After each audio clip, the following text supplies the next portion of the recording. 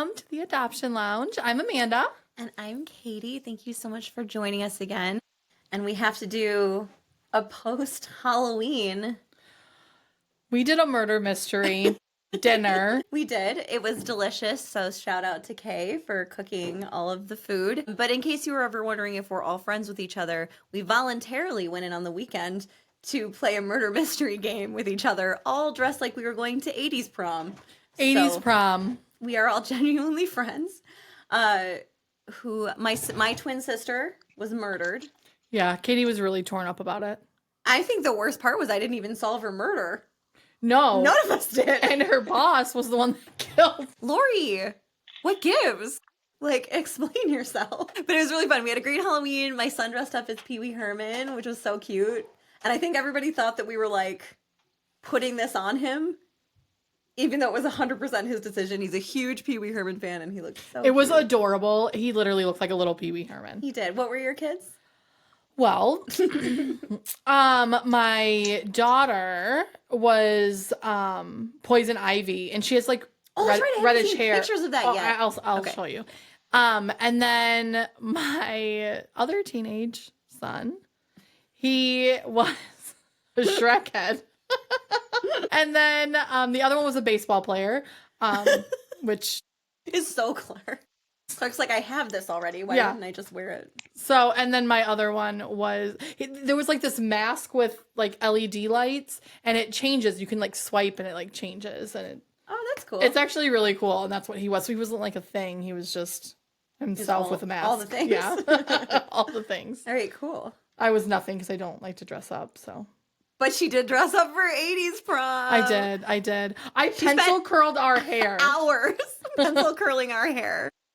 It was impressive. It really was. It looked really good, too. It did. Katie's dress was adorable. And actually, this is a funny little thing I wanted to say, but so I know when you have children, you have a little bit of bias, right? Like you tend to be like, my child is the most talented child or the most. So I walk in to drop my son off at my mom's house, fully wearing velvet and taffeta and pencil curl covered in blush. And my mother takes one look at me and goes, "You look so pretty." She wasn't wrong. And I was like, I love knowing. I said this to her in the moment too. I was like, I love knowing that bias transfers in adoption as well. You Doesn't matter. Can't see those kids clearly. So who are we talking to today? Well, we were talking to Justin. And Justin adopted with Lifelong, right? Yes. Yes, he did. And he's gonna. You're so quiet.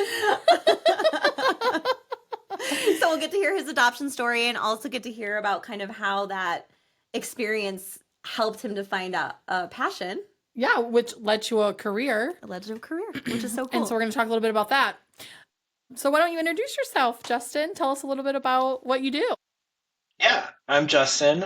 As you said, I adopted through Lifelong. Our son is now 8 years old, so he's been with us for a little over 6 years now. He's great, super smart. You guys were talking about being biased towards your own kids, and my first thought was like, yeah, my kid's the smartest, he's the greatest, and he dresses the best, you know?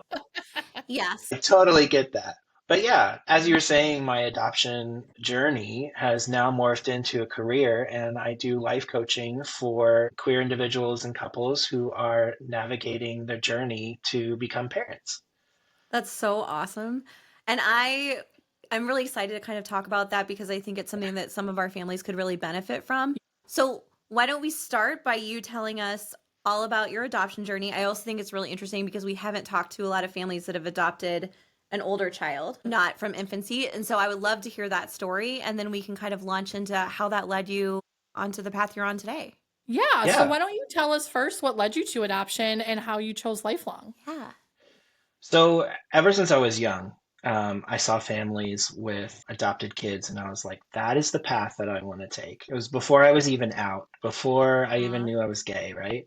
I knew I wanted to adopt. And so when my husband and I started to have conversations around whether or not we wanted to have kids, we pretty much knew that adoption was the route we wanted to take. So we did our research, try to find the right agency, and we ultimately landed on Lifelong. We just felt like it was a great fit. The personalities we really connected with.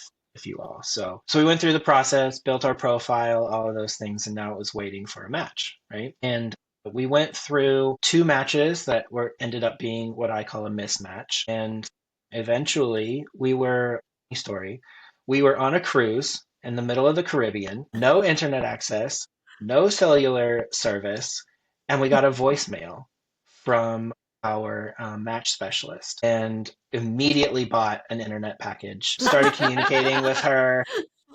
You're like, let's not spend the money. And then you're like, we should Yeah, do this right we're immediately. definitely spending the money because we want to have this opportunity. So we started speaking with her, and she said, this is kind of a different experience than we're used to, but we had a birth mom reach out to us who is absolutely passionate about adopting her kid out to a same-sex couple. And she has chosen you. And her son is 18 months old. And we know that's not what you were expecting, but she was absolutely adamant about working with Lifelong and finding a same sex couple. And we think you guys would be a great match. Would you be interested? Of course. So That's sent awesome. over a photo. I know, right?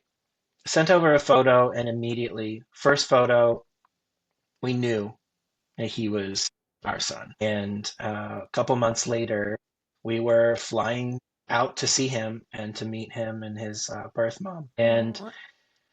I'll never forget the first moment we met him. I had anticipated him kind of being really shy and scared and not knowing what to expect. We opened the door to her apartment, and there he was in all his glory, butt naked. I mean, True boy I was form. gonna say that's I a have pretty Right? three, good so introduction to Yeah. parenting a boy. I Yeah. feel like I come home sometimes and I'm like, do we have clothes in this house? Like, come on, Yep. guys. Yep. Yeah. So I always joke with people, I saw my son's butt before I saw his face. So, but the sweet part was, I believe that she had started um, showing him pictures of us and talking about us. And even Oh, that's being so under two smart. years old, he kind of understood, a little bit about what was going on. We were going to meet each other. And we went out to get the groceries because we had brought some food to kind of have meals with her. And we were on our way out to get groceries, and he fell apart. He absolutely started bawling. He didn't want us to leave the room. So we dressed him up. I took him in my arms, and we bounced down the stairs and just had a really good time. And from there, within one day, we were dads, and he Wild. has never left our side since. So it's been quite the journey. That's really oh, amazing. I mean, I feel like it sounds like it was just such an instant connection, which is so sweet. yeah. It was pretty That great. is really sweet. So, what was it like after that first meeting with him? Were you able to bring him home? Was there like a transition period? Tell us a little bit about that because I think that's something that a lot of people have questions about Sure. when possibly Yeah, opening up to their children. yeah, we were even unsure as well. So after um, we said our goodbyes with his birth mother, we immediately packed up and drove from the town where she was living to a larger city so that we would have more resources available to us. And we ended up having to stay within state. And we were anticipating a week and a half to 2 weeks, maybe even longer. But it Hmm. turned out it was only a few days, and we were allowed to fly out because the adoption had been finalized. So we flew back home at that point, which was also quite the journey with a stroller and a car seat and airlines and delays and Preach. Very different yeah, way to travel than you were used to. right? For sure, for sure. Luckily, he slept through the entire first flight and was just enamored by the views on the second flight. So we got Oh, pretty that's lucky. so Yeah. cute. Yeah. Yeah. Oh my gosh. What was he for Halloween? This year? Not to, I just need to know. Yeah. No, you're good. I'm glad you Well, asked every because I year. I'm wanted just to kidding. say. Well, okay, the first year, no, I'm just kidding. Um, he was an inflatable shark.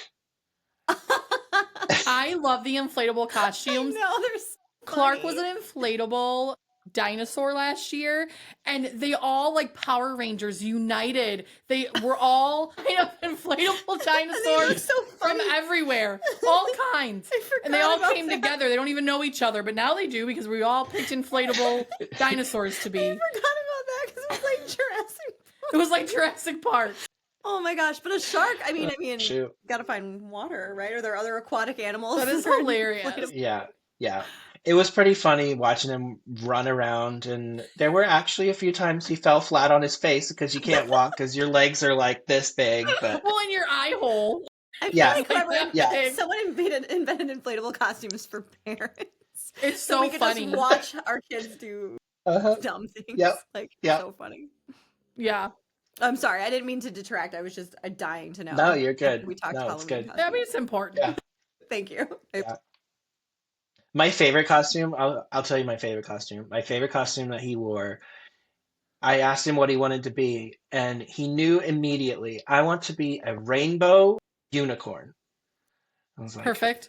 That was okay. my dream costume every year, except I was also a rainbow unicorn fairy princess, which I know it sounds like a lot of Ooh, things, but I feel like it can be combined.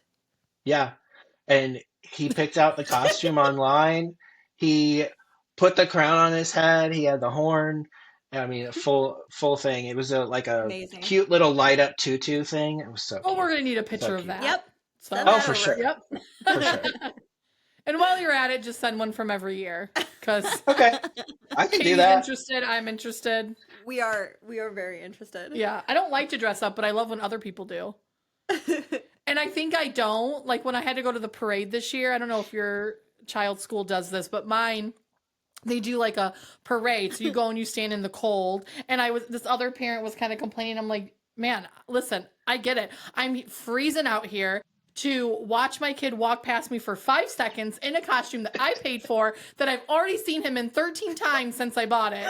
And then the minute this inflatable, by the way, inflatable lobster comes out, and I'm like, never mind. It's so cute. It's worth it. I'm here. I Like love life it. is so short. We only have 17 summers with them. Literally, I say that all the time. I know. It's not, ridiculous. Not to go down that dark path, but Right? So, have you maintained a relationship at all with the birth mom? So it was planned Just to excited? have yeah, it was planned to have a semi-open adoption. Yeah. And somewhat last minute, she decided that she just couldn't do it and she wanted to have a closed adoption. So we've had a closed adoption since the beginning. But through our lawyer, we have a portal where we can submit a letter and photos from the entire year, um, each year on his birthday. And Oh, that's so nice. yeah, it's really nice to be able to provide that to her, give her a little sense of what is he into? What sort of video games does he like? What movies and TVs does he watch? How's yeah. he doing academically? So it's really sweet to be able to provide that to her. Whether or not she's looking at it, that's completely up to her, right? But But it's there. Yeah. it's there for her to access whenever she needs that moment. So Yeah, that's awesome. That's nice. So does your son ever ask about the birth mom? And if he does, do you ever, like, how do you answer those questions? yeah. Um, Being that our son is a person of mixed race and both of us are white, it's pretty obvious that we're not one of the parents. And he does ask a lot because his friends have either a dad and a mom. He's had a friend that had two moms, but he Mhm. is very interested in who is my mother? What does she look like? What was she like? Why did she give me up for adoption? And we're extremely open about it within reason, right? He's an 8 year Mhm. old. But he has asked since about the age of 5 is when he started to ask, um, what was my mom like and why did she give me up for adoption? And what we always tell him is she loved you so much and but she knew that she could not be the parent that you needed. And so she Mhm. gave us the gift of being your parents. And he likes that, but it's still a struggle for him when he sees his friends who have a mom. I wish I had that connection to my mom. Um, so it's difficult conversations, and eventually, because of this conversation and other conversations we've had with him about other things, we've actually gotten him a therapist so that he can talk to another person about that journey of being an adopted child That's that great. doesn't know their birth mom. And he does ask, can I meet her? And we've always said at this time, it's not something that she is comfortable with. But when you're an adult, you're free to make that decision, and we'll be there with you and support you along that journey as much as we can. Yeah. Oh man, that's so good though. I mean, I think that you can never have enough therapy, right? And it's hard sometimes to say stuff to your parents, especially as an adopted person, just because you don't want to feel like you're letting anybody down or disappointing anyone or hurting anyone's feelings. I think that was something I always overthought growing up. So that's really lovely. Well, yeah, and it gives them a safe space where they can say whatever they want, whatever they're feeling, and they know that it's not going anywhere, right? Like they Yeah. can, And Hmm. it normalizes it too, right? Like you can be like, yeah, that's totally valid to feel that way. So yeah, Yeah. yeah. yeah. So, what advice would you give other parents before we launch into the journey you found yourself on? Like, who's Yeah. starting out this journey? What advice would you give?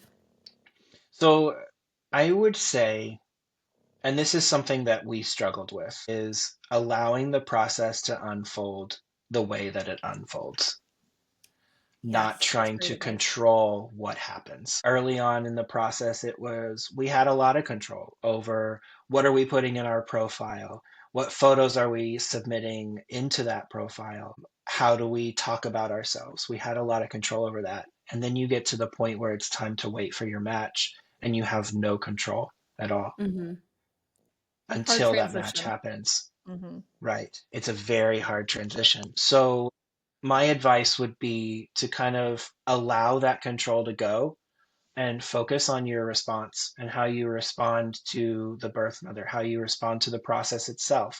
In our situation, we had um, a difficult situation post adoption, and it was something that we had to respond to with grace and understanding, and something that was completely out of our control, but we handled it as best as we could, knowing that it was a part of the process and we would get through it.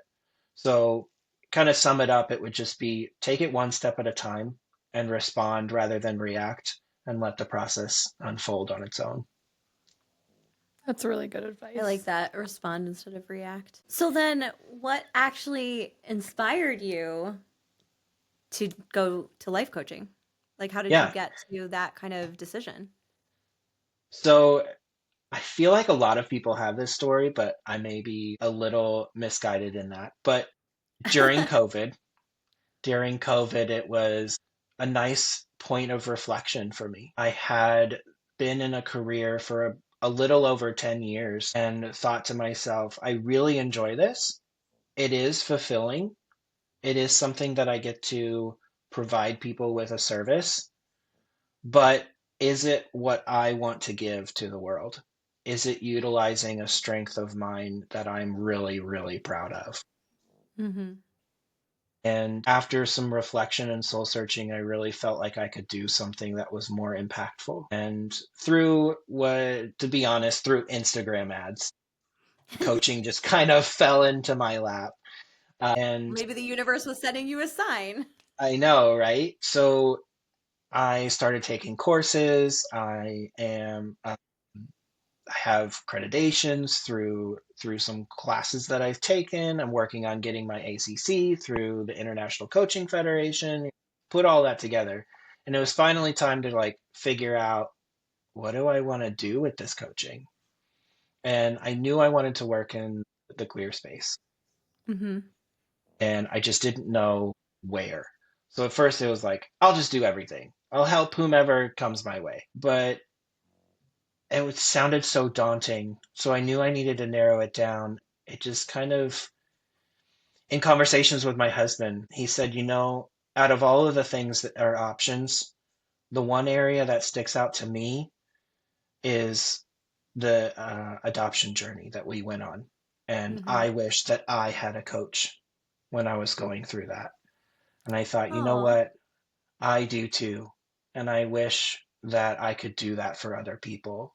He's like, you can. You're a great coach and you can do this. So that's kind of what led me from coaching into coaching for people who are queer and want to become parents. So yeah. yeah, I love that. So you would say your primary clients are in the queer community trying to pursue an adoption and you're just kind of there. I feel like almost like a midwife, like helping them through not Yeah. a pregnancy directly, I guess, but like someone's pregnancy. Do you help with other family planning too, or are you primarily in the adoption Oh, that's a great space? question. Yeah, I am primarily in the adoption space since that's what I know the best, but I do Right, help right. Sure. others navigate other forms of becoming parents because there are so many options out there. So, yeah. So talk to me, what do you feel are the benefits to working with a life coach during the adoption process? You know, like what do you wish you would have gotten out of it and what do you feel you're providing to your clients now? Yeah, any unique approach? Yeah. I think the thing that we wish we had gotten out of the process that I think a coach can step in is like you were saying, it's almost like a midwife, somebody there holding your hand, helping you breathe. I honestly don't know what a midwife does other than being there I and mean, that's supporting what I you. think midwife does too, right? Yeah, I mean, yeah, they're like a birthing coach. So right. I mean, it's kind of the same thing as a life coach, honestly. I shouldn't share the rest of the things I think I she had should. so yeah. Oh, good. So Yeah. you can take over with that. Yeah. But I understand. I Yeah. think it's kind of like the idea of having someone that not just supporting you medically, but supporting you emotionally. Yeah. You know, Mhm. and I think that makes sense for you. You were by yourself a lot because, you know, at the time your husband was in the military. Yeah. So, I mean, it was just a really hard thing you had to go through by yourself. And I feel like with adoption, it can be so isolating. You talk about that all the time about how isolating adoption can be because a lot of people who haven't been through it just don't know They what just it don't understand, feels so they like. don't know how to They just ask support for either. updates, and that can be stressful too. Yeah. Right, right. One of the things that I tell people too, one of the stories I say is, right after we met our son, we were immediately dads. And it's funny, the first night his birth mom said, how do you feel about spending the night with him or him spending the night with you? And we were like, well, we were planning on sitting in the hot tub and having one last conversation without being dads, but sure, You're like, we were doing our last night of freedom night. We were hoping to sleep right? in. Exactly. Yeah. Little But staycation. we were just kind of thrown into being dads, and I had done some preparatory emotional work on myself, but my husband was just so like caught up in the moment, and it didn't hit him until the next morning like we're literally dads now, and we have to take care of this other human being. And Yeah. so we ended up calling our therapist, but he didn't really have any sort of connection to the adoption process, or at the time he wasn't a dad. Hmm. Excuse me. At the time he wasn't a dad. So it was difficult for him to know what to say and how to help. And that's one thing that I'm so excited to be able to do is be there for those people who need that additional support throughout the process that understands firsthand what you're going through. Well, and what are Yeah. some common fears or questions or challenges that families bring to you that you handle when working with a family? One of the biggest questions I get is, am I ready to be a parent?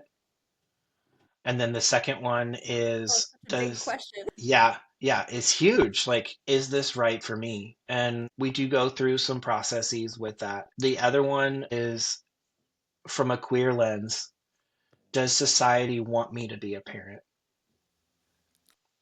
Yeah. That's And interesting. Yeah. And my yeah, reaction to that, I guess, probably, right? Like, can I deal? Because I feel like even when people are trying to decide on different, you know, boundaries during this process and what they're willing to be mm, open to, it's all also you understanding how the world is going to view you and whether or not you're capable of responding to that or dealing with that, Mm-hmm. I think. Are yeah, you capable of, and how should I, And like going back to what you said, like what are some tools to help me respond and not react? Yeah. Because, mhm, you know, yeah. So we go through some exercises pretty early in the process. If they're unsure about whether or not they want to be a parent, they're just kind of exploring this idea. I take them through a journey that I call Discover Your Why. And it's, Hmm. why do I want to be a parent? What kind of parent do I want to be? What sort of values do I want to instill in my kid? And it takes it away from all of the logistical, the costs, the timeline, the how is it going to work? Am I going to make it happen, to what's in my heart and how do I want to attend to that? And it puts in a root, a grounding moment for us to look and reflect back on while we're making decisions throughout the process. So it just kind of helps them answer that question of, am I ready? Is this the right time? And am I going to worry a lot about what society is going to think of me as an adoptive parent? But then you add that extra layer of a queer individual or couple being a parent as well. So, And because I'm like Jon Stewart, I always read the book before the interview. So I was doing a little bit of research and I thought it was really interesting. I read that you said somewhere you were kind of explaining the difference between someone who's trying to kind of get help fixing their life as opposed to somebody that kind of is helping people just realize their own goals, not kind of giving feedback about whether or not they should be achieved in the first place, because that's not your place, but instead to help them understand how they can achieve that. And I just thought that was really well said. If you wouldn't mind kind of saying it much better than whatever it is that I just did. no, that's okay. But I mean, I'm trying to remember the gist of it, but I just thought that was so great and I wanted to ask you about Yeah. it. Yeah. One of the things that we like to talk about in life coaching is the differences between therapy, consulting, and mentoring and life coaching. If you Yes. think about therapy, and we talked a little bit about therapy, it's looking at your past and your present. How did I get from where I was to where I am today? Whether that's trauma or family issues or I was adopted, to where am I now and how is this happening? That's what a therapist kind of helps guide you through, is figuring Mm-hmm. all of that out. A consultant or a mentor is going to help you, um, and excuse me, a consultant or a mentor, you see them as an expert in their field and you're looking to them for advice. You want answers directly from them because you know they're going to give you the best path. There might be Almost some more the like, role of the agency, I feel like, in adoption. Yeah. yeah, it's that here's what's going to happen, here's what you would need to do. There's not as much decision making on your part, but Mm-hmm. there could be a little bit. Where life coaching comes into play is you're looking at, where am I at now and where do I want to be? I need somebody to help me get to that point. Mm-hmm. And as a life coach, we're not telling you how to get there. We may guide you and say, this is one path that you could take. But what I like to say is every path that's available to you, whichever one you pick is the correct path. And that's kind of where the life coach kind of maybe puts you and helps you navigate which of those paths you're going to pick. And then we have our next step. How do I get to that next step? So there's a lot of autonomy. There's a lot of decision on the client's part, rather than just being up to another person, if that makes Well, I like sense. that too because I feel like those could be emotional goals too, especially for people going through adoption, where they could be like, I want to get to a place where I'm not anxious all the time about the waiting period. So how can we get there? Yeah. Let's work through, let's troubleshoot. Yeah. And that's another beauty of life coaching is clients will come to me with a variety of different, as you said, goals. One Mm-hmm. person may be like, I need to figure out which path to parenthood I want to take. Is it adoption? Is it surrogacy? Is it IVF? All of those different options. Whereas another person, like you were saying, I just want to feel comfortable with the fact that I'm about to be a parent and what is this journey going to look like? How do I get from being uncomfortable to being comfortable? Okay, great. Let's figure out how we're going to get there. And we'll take each step one at a time. And through one on one coaching and individual communications outside of those one on one coaching sessions, we're able to pivot if we need to. It doesn't have to be so rigid as well. Yeah, I like that. If something's working, we go with it. If it's not working, try something else. Well, and if Exactly. somebody's hesitant about wanting to try coaching, what would you say to maybe encourage them that this would be beneficial for them, and how would it be beneficial for them? Oh, that's a good question. Yeah. Um, I would say at first it's going to sound like another thing to put on your plate.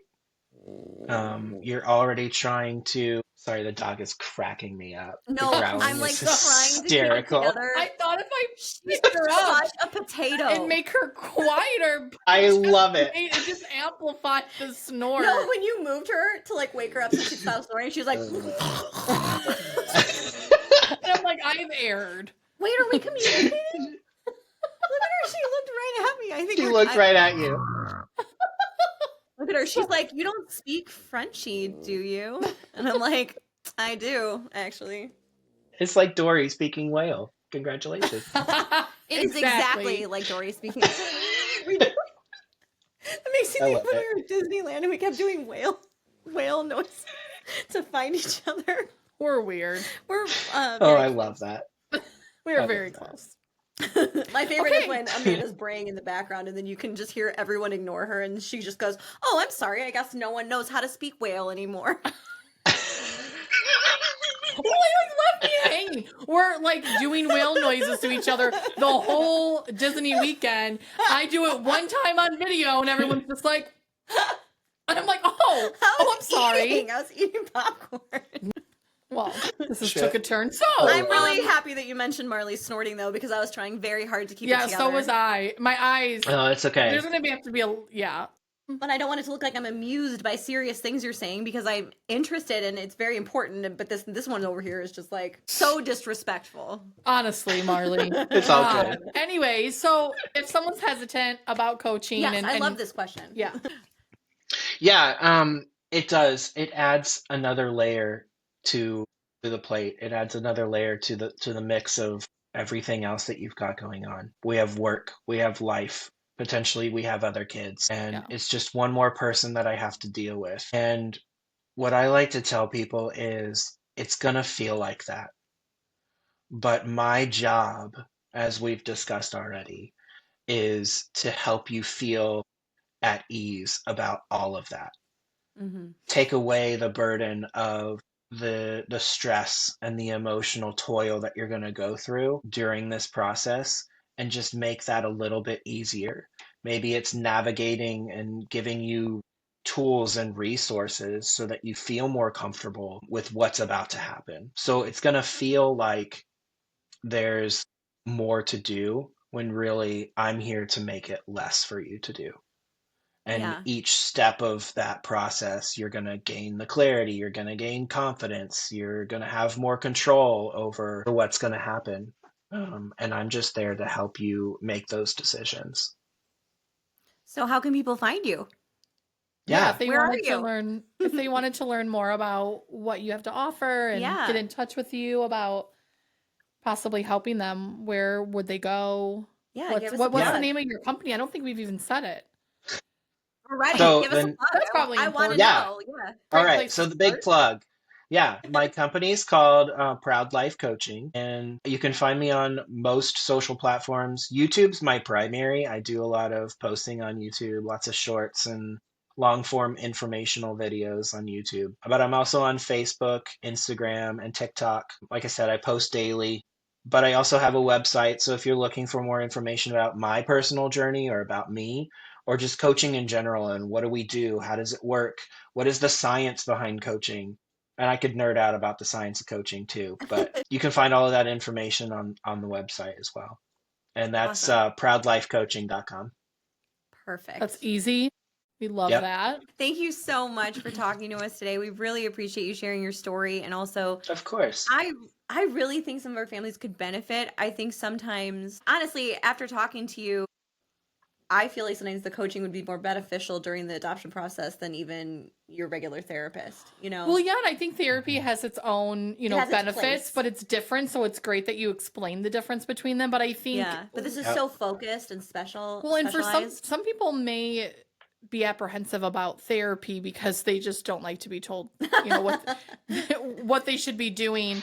And so yep. Mm-hmm. She means that it's directed. Yeah. And so I think coaching can be nice and it almost feels like you're kind of working with somebody, and that can be like really you have someone nice. on your team. It feels more supportive in a moment like that because you've Yeah. also gone Yeah. through it, and I think so. There's so Yeah. many benefits there.